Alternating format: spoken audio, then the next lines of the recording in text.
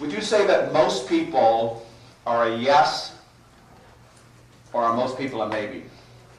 Maybe. Maybe. Okay. So I want you to turn to the person next to you and say maybe. Maybe.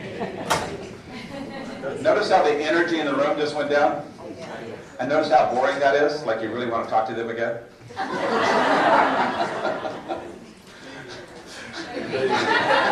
Maybe.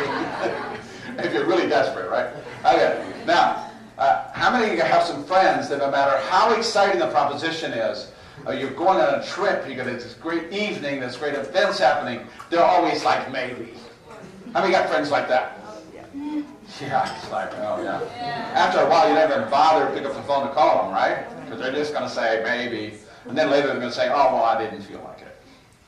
Right? Okay. Now, how many got some friends, if you tell them an exciting proposition, they say, yeah, I'm in. They're yeses, right? So you got yes friends, you got no friends, yes? You got maybe friends. By the way, maybe is like no. There's no commitment in it. There's no certainty in it, right? Like the energy died in the room. Now I want you to turn to the person next to you and say, no. No. Notice how a lot of you really enjoyed that. You love to tell people no. You love it. You know why? I didn't realize this for years. I got offers to do my own talk show. I got offers from Simon & Schuster. I got all kind of offers, and I love saying no. And I tell my friends, I said no. I got an offer recently for a radio show. But I love saying no, years ago, right? Not so much now. But years ago, because, and I didn't realize it, that your ego gets a little boosted when you say no. Isn't it true? You know, like a friend of mine had this meeting. I said, well, tell me how it comes out. It's a great opportunity, right? So he goes, has the meeting, comes back and said, how'd it go? He said, I told him no. I said, why? I don't like the deal. I didn't like the deal, right? Watch. Everything's negotiable, yes? Everything, remember that. Everything is negotiable. Besides that, most of the time, you don't even know what the deal is on the surface, right? I said, what are you going to do now? He says, well, I don't know. I don't have anything else going. What should he have said? It sounds good. Let's have another meeting. Let's talk about it some more, right? Yes? Do you find it easier for men to say no than women? Um, A lot of times for women, the problem is not being able to say no. really? What are you doing later? Sorry, I couldn't resist.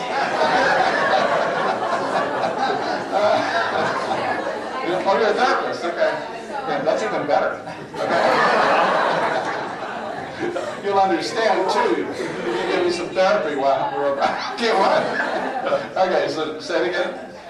So no, but I have a lot of clients who really have a hard time just saying no, setting the limits. Yes. You know what I mean? Right. A different kind of no, not like the controlling no. Yeah, do this, but more exactly. Yeah, because that's nothing more than self-esteem. See, because what are the fears? Fear of rejection. Because if you say no, then people might not approve of you. just trusting your own voice. Exactly. Yeah. But see, a friend of mine wrote a book called "What You Think of Me Is None of My Business." Okay. Turn to the person next to you and say, what you think of me is none of my business. That's your business. That's your problem. You don't like me? That's okay. You like me? Well, that's nice. You know? But, right? So you have to be able to say no, and it doesn't matter what someone else thinks about it. That's their problem. It's their issue, not yours. In fact, I was talking to Earl Nightingale one day. Anybody know Earl Nightingale? Yeah. Okay, all right. So he moved to Scottsdale after he retired, and we're talking about this, and Earl says, most people wouldn't worry about what other people think if they only knew that they don't. Most people aren't thinking, are they? Well, you ever talk to somebody and you say, so what do you think? And they go, about what? So you get this bewildered look on their face like they weren't there, you know? Okay, and then the other thing is if they're thinking, who are they thinking about? Themselves. They're not thinking about you. They're thinking about themselves. And the next time you're worried about what somebody thinks about you, just know that they're not. Okay? Yeah, so would you like to get over a fear of rejection right now? Permanently? Yes? Yes. Some of you really are afraid of it. Are enjoying it, actually. Some people wouldn't know how to feel if you didn't get rejected, right? Remember this, people cannot reject you without your permission. Seriously, they cannot reject you without your permission. The only reason someone could reject you is because you don't have your own approval. If you have your own approval, you don't need theirs. Here's another interesting dynamic about that. If you have your own approval, you get approval of other people. If you don't have your own approval, you're seeking the approval of others, you can never get it, because you never get what you don't have. You only get what you have. When you're feeling good about yourself, other people treat you nicer, yes? Yes. When you're feeling badly about yourself, other people treat you badly, yes?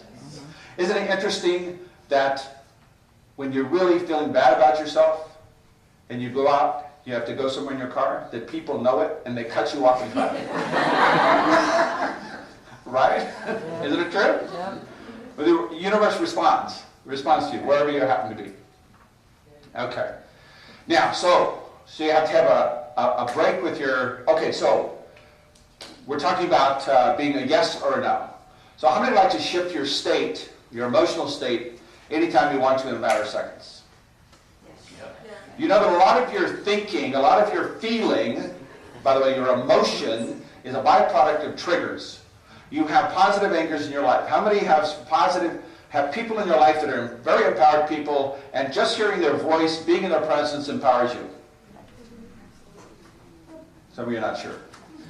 You need to go look for some. Okay, they're not at the mall either, if you're shopping for some.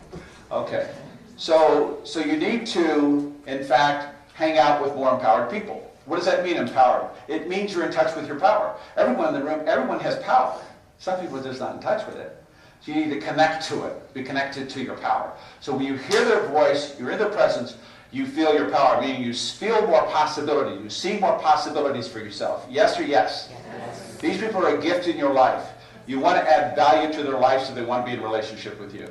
You want to deepen the relationship. You want to hang out with them. You want to add value in some way, or do projects, or whatever you do. But be involved with them, okay?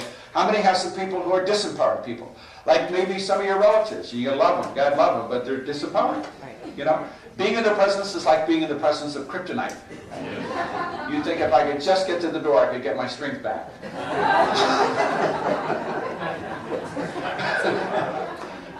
Doesn't mean you don't love them.